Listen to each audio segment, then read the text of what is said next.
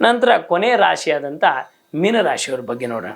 ನೋಡಿ, ಮೀನರಾಶಿಯವರಿಗೆ ಒಂದು ಜನ್ಮದಲ್ಲಿ ರಾಹು, ಸಪ್ತಮದಲ್ಲಿ ಕೇತು ಬಂದರೆ ಅವಮಾನ ರಚಿರತಾಂ ಕುತ್ಸಿತ ಪರಂಪರಾನಾಂ ಅಂತ ಹೇಳ್ತಾರೆ. ನಮ್ಮ ಪ್ರಶ್ನೆ ಕುಂಡಲಿಯಲ್ಲಿ ಬೃಹತ್ ಜಾತಕದಲ್ಲಿ ಸಪ್ತಮದಲ್ಲಿ ಕೇತು ಬಂದಾಗ ಜನ್ಮರಾಶಿಯಿಂದ ಅವಮಾನ ರಚಿರತಂ ಅಂತ್ರವಾಯುಪೀಡಾನ, ಯಾರೋ ಸೋದರ ಮಾವನೋ ಫ್ರೆಂಡೋ ಯಾರೋ ಒಬ್ಬರು ಮದುವೆ ವಿಚಾರದಲ್ಲಿ ಮೀನರಾಶಿ ಮೋಸ ಉಂಟಾಗ್ತಕ್ಕಂಥದ್ದಿರುತ್ತೆ.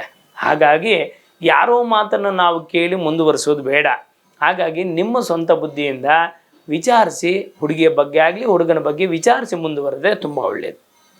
ನರಕ್ಕೆ ಸಂಬಂಧಪಟ್ಟಂಥ ತೊಂದರೆ ನೋಡಿ, ಜನ್ಮದಲ್ಲೇ ರಾಹು, ಜನ್ಮದಲ್ಲಿ ಶನಿ ಇದ್ದಾಗ ಪ್ರಶ್ನೆ ಕುಂಡಲಿ ಏನು ಹೇಳ್ತಾರೆ ಅಂತಂದರೆ ನಿತ್ಯ ರೋಗಿನ. ನೋಡಿ, ಜನ್ಮದಲ್ಲಿ ಯಾರ ಜಾತಕದಲ್ಲಿ ಶನಿ ಇರ್ತಾನೆ ಅವರು ಸುರದ್ರೂಪಿ ಆಗಿರ್ತಂತೆ, ಕಪ್ಪುಗಿದ್ರು ಕೂಡ ಚೆನ್ನಾಗಿ ಕಾಣಿಸ್ತಾರಂತೆ ಅವರು.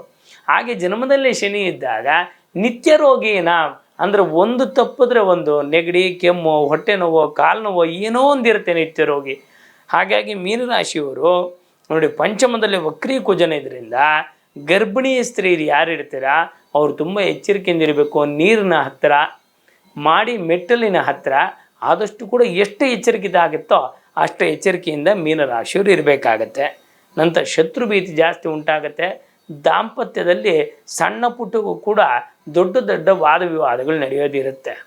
ಅದಕ್ಕೆ ಸ್ನೇಹಿತರೆ, ನಾನೇನು ಹೇಳ್ತೀನಿ ಅಂದರೆ, ಇದು 12 ರಾಶಿಯವರ ಫಲಾಫಲ ಹೇಳ್ತಾರೆ, ವರ್ಷ ಭವಿಷ್ಯ. ಅದಕ್ಕೆ ಮೀನರಾಶಿಯವರು ಕಾಳಹಸ್ತಿಯ ದರ್ಶನವೋ ಅಥವಾ ರಾಹುಕೇದು ಕಾಳಸರ್ಪ ಶಾಂತಿಯನ್ನು ಮಾಡಿಸ್ಕೊಳ್ಳೋದು, ಇದನ್ನು ಮಾಡೋದ್ರಿಂದ ಒಳಿತುಂಟಾಗುತ್ತೆ. ಹಾಗೆಯೇ ಸ್ನೇಹಿತರೆ,